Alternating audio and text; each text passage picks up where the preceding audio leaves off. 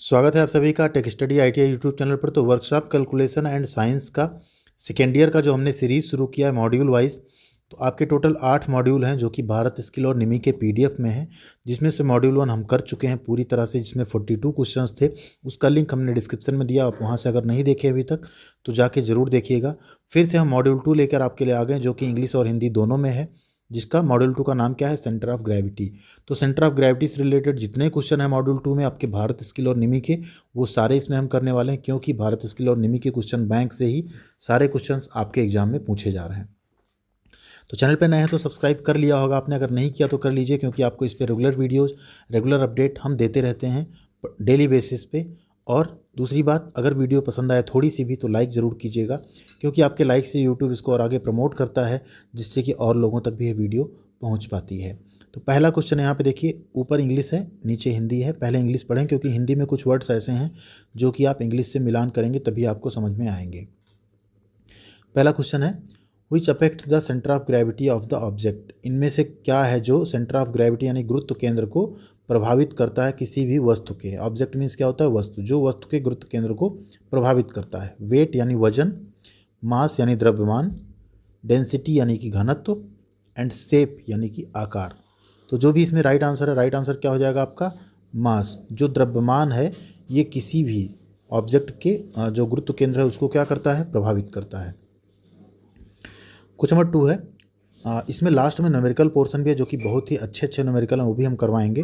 What is the name of the point eight which all the weight of the body concentrated. बहुत ही simple सा question है, लेकिन पूछा गया है, उस बिंदु का नाम बताइए जिस पर शरीर के, बॉडी के सभी भार क्या होते हैं, केंद्रित होते हैं। तो उसे ही हम क्या कहते हैं, सेंटर ऑफ ग्रेविटी या गुरुत्वाकर्षण का केंद्र। ठीक है, ऑप्शन बी यहाँ पे आपका राइट आंसर हो जाएगा, गुरुत्वाकर्षण का केंद्र या centre of gravity. Question number 3 है, where the centre of gravity of a circle lies. Centre of gravity एक वृत्त का, किसका, एक सर्कल का सेंटर ऑफ ग्रेविटी कहाँ रहता है। तो कहाँ रहता है, उसके वृत्त के केंद्र पर। ठीक है, कहाँ आ जाएगा, इसके केंद्र में। राइट आंसर क्या हो गया आपका, option A, at its centre या इसके केंद्र में। वृत्त के केंद्र पर ही रहता है उसका गुरुत्व केंद्र या गुरुत्वाकर्षण का केंद्र। क्वेश्चन नंबर 4 है, what is the centre of gravity of a right circular cone from its base. ध्यान दीजिए, कोन और ट्रायंगल में अंतर होता है। कोन जो होगा उसका जो बेस होगा कुछ इस तरह का होगा। तो कोन का जो गुरुत्व केंद्र होता है वो कहाँ होता है, उसके हाइट से 1h/4 पे। ठीक है, अगर उसकी हाइट है तो उसके कहाँ होगा, आधार से उसके h/4 पे होता है। तो यहाँ पे आपका क्या हो जाएगा right answer, option C, h/4। ठीक है, अपने आधार से एक सही वृत्ताकार शंकु के गुरुत्व का केंद्र क्या होता है, तो h/4 उसकी हाइट के 1/4 हिस्से पे। उसी यहाँ ट्रायंगल होता तो क्या होता है, h/3 हो सकता है। आगे क्वेश्चन आएगा। क्वेश्चन नंबर 5 है, what is the centre of gravity of a rectangular body. तो एक अगर रेक्टेंगुलर बॉडी है, आयताकार बॉडी, इसका गुरुत्व केंद्र कहाँ होता है, इसके जो विकर्णों का कटान बिंदु है ना, विकर्णों का चौराहा, यहाँ पे इसका पूरा वेट जो है काम करता है। ठीक है, तो क्या हो गया राइट आंसर आपका, इसके विकर्णों के चौराहे बिंदु पर या at the point of intersection of its diagonal. आयताकार पिंड का गुरुत्व केंद्र कहाँ होता है, इसके विकर्णों के चौराहे के बिंदु पर। यह भी क्वेश्चन आपका पूछा गया है। क्वेश्चन नंबर 6 है, what is the centre of gravity of a solid hemisphere from its base. ठीक, हेमी स्फेयर का आपको बताना है, गोलार्ध क्या है, एक ठोस गोलार्ध है, उसका आपका आधार से उसका गुरुत्व केंद्र कहाँ रहेगा वो आपको बताना है। ठीक, तो उसका गुरुत्व केंद्र कहाँ रहता है, उसका गुरुत्व केंद्र रहता है 3r/8 पे। ऑप्शन सी, 3r/8, जहाँ r क्या है, उस गोलार्ध की त्रिज्या है, और 3 और 8 तो आप जान ही रहे, 3r/8 पे होता है उसके आधार से किसी भी सॉलिड हेमिस्फीयर यानी ठोस गोलार्ध का गुरुत्व का केंद्र। इस पे भी एक क्वेश्चन आएगा जिसको कि हम लोग करेंगे। क्वेश्चन नंबर 7 है, what is the centre of gravity of a sphere. एक गोले का सेंटर ऑफ ग्रेविटी क्या है। ठीक है, स्फेयर और सर्कल में अंतर होता है, आप सभी को पता है। तो एक गोले का आपको बताना है, किसी गोले का गुरुत्व केंद्र क्या है। तो गोले का जो गुरुत्व केंद्र कहाँ रहता है, उसके सेंटर पर, एट द सेंटर यानी केंद्र में रहेगा, उसके गोले के कहाँ रहेगा, केंद्र में रहेगा।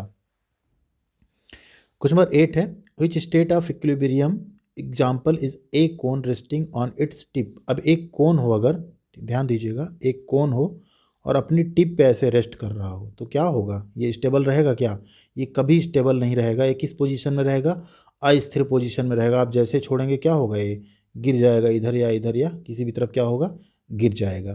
तो राइट आंसर क्या है आपका, ऑप्शन सी अस्थिर। यानी संतुलन का उदाहरण, किस अवस्था में शंकु अपनी नोक पर विश्राम करता है। तो अपनी नोक पर रहेगा तो हमेशा कैसे रहेगा, वो अस्थिर रहेगा। क्वेश्चन नंबर 9 है, which one of the following geometrical shapes centre of gravity lies from its base is 1/3 of its height. निम्न में से कौन सा ज्यामितीय आकृति का गुरुत्वाकर्षण केंद्र इसके आधार से स्थित इसकी ऊंचाई 1/3 है। अभी हम लोग बात कर रहे थे किसका, ट्रायंगल का। ये ऊंचाई है ना, तो h/3 पे क्या होता है इसका, CG, जिसको हम बोलते हैं सेंटर ऑफ ग्रेविटी। तो यहाँ पे आपका राइट आंसर क्या हो जाएगा, ट्रायंगल यानी त्रिभुज का गुरुत्व केंद्र जो है उसके आधार से 1/3 की ऊंचाई पे रहता है।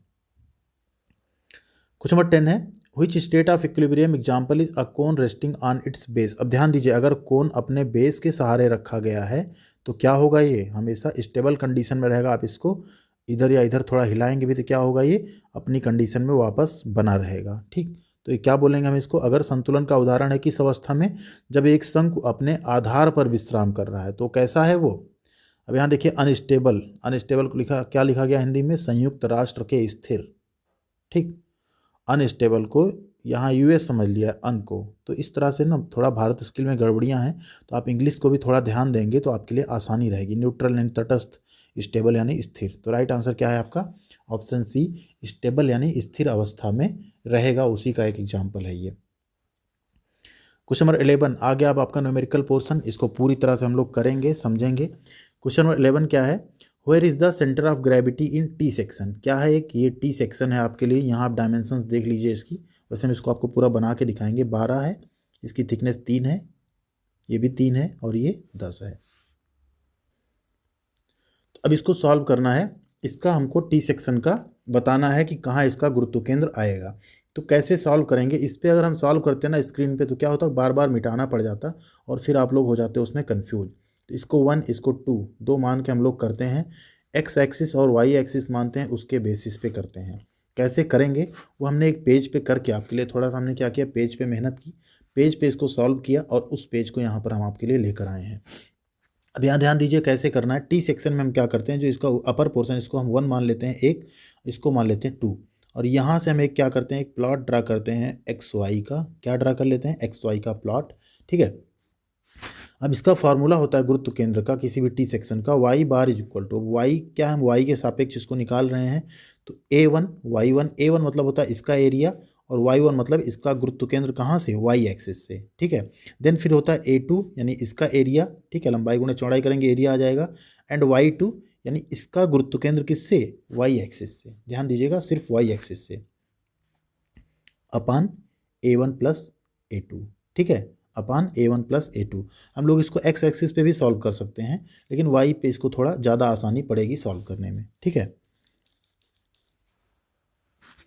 तो यहाँ पे अब हमको क्या क्या निकालना रहेगा, A1 निकालना रहेगा, Y1 निकालना रहेगा, A2 निकालना रहेगा, Y2, और सभी को अगर हम एक साथ रख देंगे तो क्या होगा, हमारा सॉल्यूशन आ जाएगा। अब A1 क्या होगा, A1 मतलब इस पोर्शन का क्या, अब इसको हम मिटा देते हैं थोड़ा सा तब समझ में आएगा। A1 मतलब क्या, सेक्शन 1 का क्षेत्रफल। तो लंबाई कितनी है 12, चौड़ाई कितनी उसकी 3, तो 12 3 कितना हो गया 36 सेंटीमीटर स्क्वायर आ गया क्षेत्रफल। Y1 आपका कितना हो जाएगा, अब Y1 ध्यान दीजिए, Y1 मतलब क्या है कि इसका गुरुत्व केंद्र कहाँ से, ठीक, Y1 का मतलब इसका गुरुत्व केंद्र आपको निकालना है।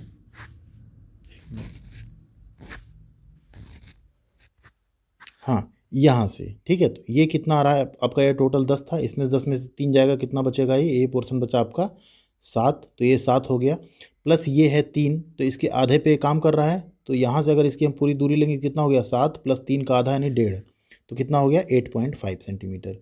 अब देन हम A2 निकालेंगे, A2 में 10 तो वहाँ से 3 माइनस हो गया, बचा कितना 7, और ये है 3, तो 7 त्रिक कितना हो गया 21 सेंटीमीटर स्क्वायर। देन हमने Y2 निकाला, Y2 कितना आएगा, Y2 आपका है सिंपल एकदम है 3.5 सेंटीमीटर आएगा। क्यों, क्योंकि ये 7 है, 7 का आधा कितना होगा 3.5 सेंटीमीटर।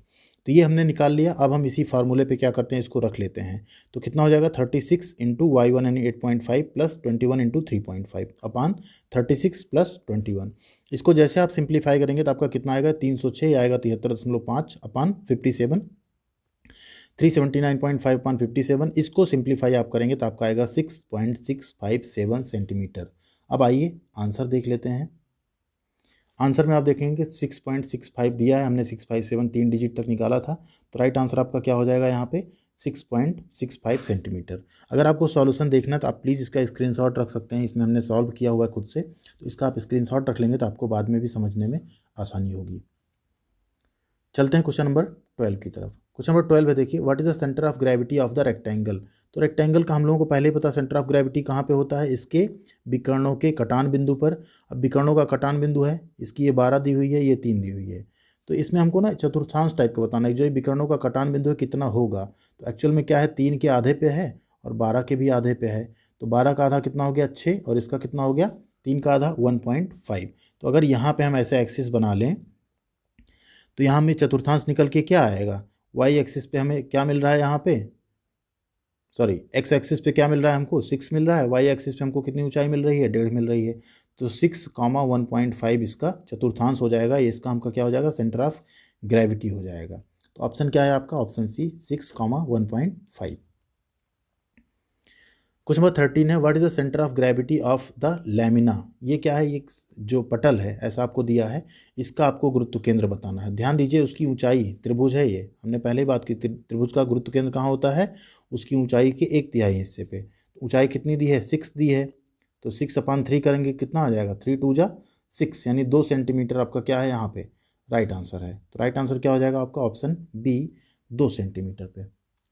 अब आते हैं क्वेश्चन नंबर 14 पे, what is the centre of gravity of the object. अब देखिए ये भी वही टी ऑब्जेक्ट है, लेकिन यहाँ पे क्या होगा, हमको एक्स एक्सिस पे निकालना आसान पड़ेगा। हम क्या करेंगे, एक्स मानेंगे, इसको वाई मानेंगे, और सेम जैसा अभी हमने किया था इससे पहले वाला क्वेश्चन टी सेक्शन वाला, वैसे ही हम लोग इसको भी करने वाले हैं।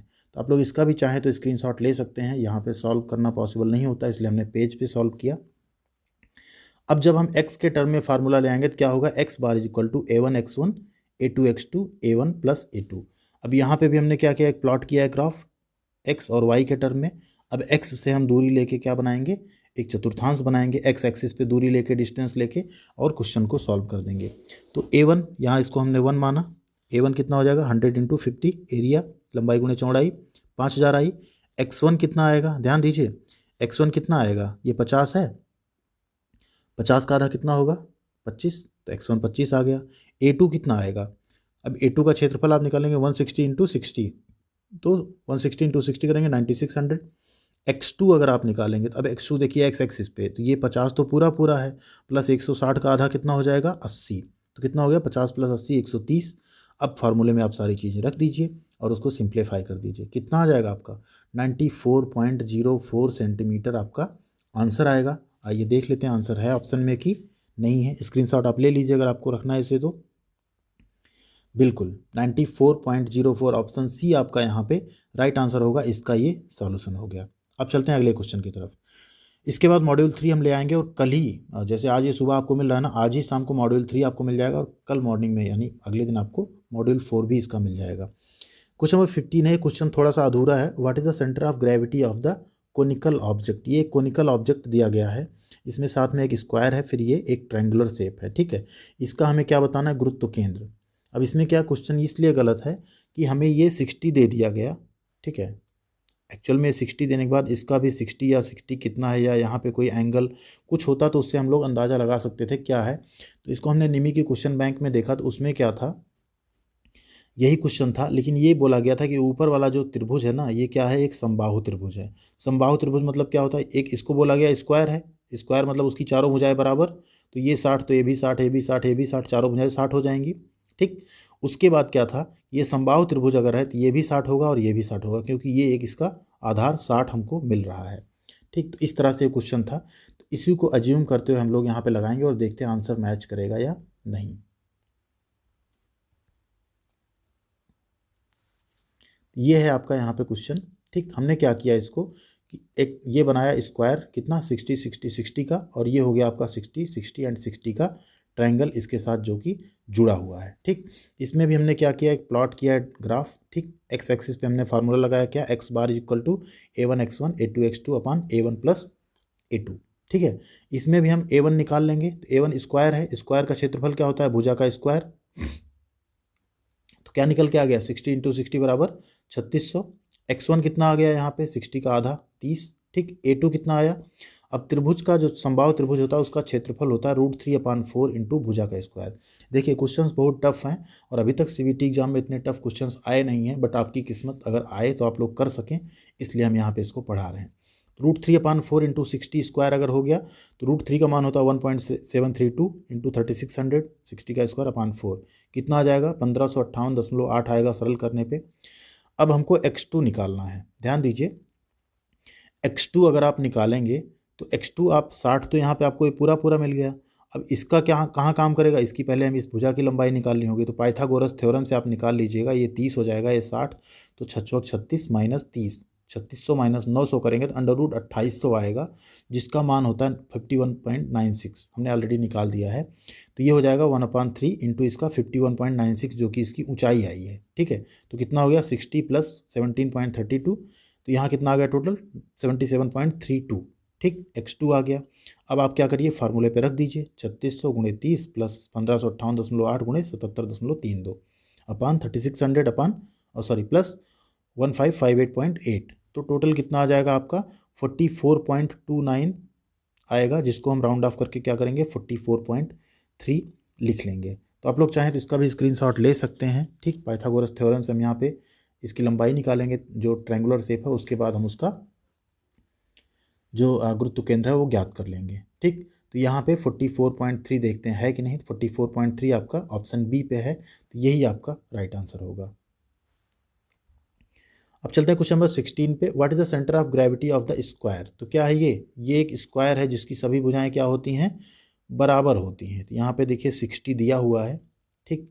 तो इसका कहाँ पे होगा, अब 60 ये भी है 60 ये भी है, तो अगर हम इसका देखेंगे सेंटर ऑफ ग्रेविटी तो इसका कटान बिंदु होगा कहाँ होगा, एक्स एक्सिस से भी 30, वाई से भी 30, तो कितना हो जाएगा 30 और 30। ऑप्शन सी आपका यहाँ पे राइट आंसर हो जाएगा 30,30 कुछ नंबर 17 है। What is the centre of gravity of the cone base 10 centimetre and height 50 centimetre. ध्यान दीजिए कोन का हम लोग पहले ही फार्मूला देखे थे, ट्रायंगुलर का कितना था h/3, इसका कितना था h/4, हाइट कितना दिया हुआ है 50 को आप लोग 4 से डिवाइड कीजिए, कितना आएगा 4 1 जा 4 15, 4 2 जा 8 एंड 4 5 जा 20, 12.5 सेंटीमीटर आपका राइट आंसर हो जाएगा। इसका जो सेंटर ऑफ ग्रेविटी होगा कहाँ होगा, इसके बेस से 12.5 सेंटीमीटर पे। अगर इसकी हाइट कितनी है 50 है और ये बेस कितना है 10 है तब। अब आते हैं क्वेश्चन नंबर 18 पे। What is the centre of gravity of a semi circle of diameter 12 centimetre. ध्यान दीजिए सेमी सर्कल का क्या होता है आपका फार्मूला, सेमी सर्कल का जो फार्मूला होता है वो होता है सेमी सर्कल। पहले सेमी सर्कल क्या होता है जान लीजिए, सेमी सर्कल मतलब क्या है अर्धवृत्त, ठीक है। इसका जो गुरुत्व केंद्र का CG का फार्मूला होता है वो क्या होता है, इसके बेस से, इसका ये बेस हुआ, इसकी कोई रेडियस होगी, दिया हुआ है कितना डायमीटर दिया है 12 सेंटीमीटर, तो रेडियस कितनी हो गई 6 सेंटीमीटर। तो इसका फार्मूला होता है आपका 4r/3 पाई, क्या होता है 4r/3 पाई। तो 4 इंटू आर कितना दिया है 6, क्योंकि 12 का आधा r होगा, अपान 3 इंटू पाई का मान कितना होता है 22/7, तो 7 कहाँ हो जाएगा, यहाँ नीचे जो बटे में जाएगा ऊपर कहाँ हो जाएगा गुणे में, ठीक है। काट देते हैं इसको, 3 दूनी 6, इसको भी काट देते हैं 2 से, ये हो जाएगा 11, कितना गया 2 दूनी 4 सते 28, 28/11 28/11। इसको डिवाइड करते हैं 11 2 जा 22, ठीक है 6, 11 5 जा 55 5, देन फिर 11 5 जा 55, ठीक, या 11 4 जा 44, सॉरी 50 हुआ ना, तो 2.54 आपका यहाँ पे राइट आंसर हो जाएगा। सेमी सर्कल का जो डायमीटर जिसका कितना 12 सेंटीमीटर, उसका सेंटर ऑफ ग्रेविटी उसके बेस से कहाँ रहेगा 2.54 सेंटीमीटर पे। तो ये थे टोटल 18 क्वेश्चन जो कि आपके निमी क्वेश्चन बैंक के थे। निमी क्वेश्चन बैंक में टोटल आपके कितने हैं 8 मॉड्यूल हैं, ठीक है। 8 मॉड्यूल में पहला मॉड्यूल था फ्रिक्शन जो कि हम करवा चुके हैं, दूसरा मॉड्यूल था आपका सेंटर ऑफ ग्रेविटी, ये भी आपका हो गया। अब तीसरा मॉड्यूल हम लोग कल ही कर लेंगे, आज ही शाम को हम लोग कर लेंगे, जिसमें कि जितने भी क्वेश्चन होंगे हम सारे आपके करवा देंगे, एंड ऐसे चौथा 5वां 6ठा 7वां और 8वां हम कर लेंगे। सारे वीडियोज़ आपको मिल जाएंगे हिंदी इंग्लिश में, कहीं से भी क्वेश्चन आए आप 25 में 25 करके आइए, आराम से करके आइए, बिल्कुल ठीक। तो वीडियो थोड़ी सी पसंद आई तो लाइक ज़रूर कर दीजिए, शेयर कर दीजिए, एंड चैनल पे अभी तक हिट नहीं किया सब्सक्राइब बटन तो सब्सक्राइब करिए, साथ में बेल आइकन भी दबाइए। आपको सारी वीडियोज़ की अपडेट, सारी जॉब्स की अपडेट, सारी अप्रेंटिसशिप की अपडेट इस चैनल पर हम देते रहेंगे। Thank you very much.